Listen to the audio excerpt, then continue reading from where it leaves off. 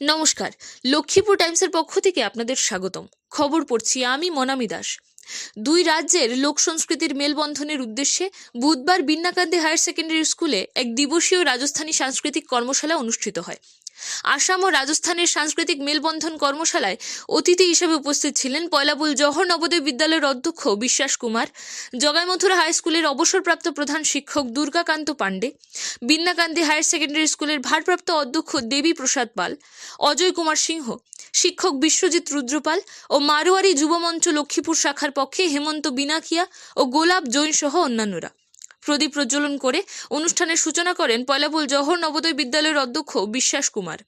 তারপর সঙ্গীত শিক্ষক প্রদীপ চক্রবর্তীর পরিচালনায় সমবেত উদ্বোধনী সঙ্গীত পরিবেশন করেন উক্ত স্কুলের ছাত্রীরা। অনুষ্ঠানে স্বাগত বক্তব্য রাখেন বিন্নাকান্দি হায়ার সেকেন্ডারি স্কুলের অধ্যক্ষ দেবী প্রসাদ পাল।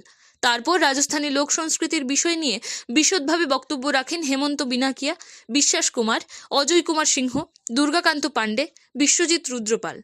তাছাড়া অনুষ্ঠানে সমবেত নৃত্য পরিবেশন করেন পয়লাপোল সঙ্গীত বিদ্যালয়ের শিল্পীরা। পরপর দুটি একক সঙ্গীত পরিবেশন করেন শিল্পী দীপিকা হাজাম। প্রতিজন শিল্পীর গানে তবলায় সঙ্গত করেন দেবজিৎ হাজাম। অনুষ্ঠানে অতিথি সহ সাংবাদিক পুলক দাস ও নৃত্যশিল্পী ও সঙ্গীত শিল্পীকে উত্তরীয় দিয়ে সংবর্ধনা জানানো হয়।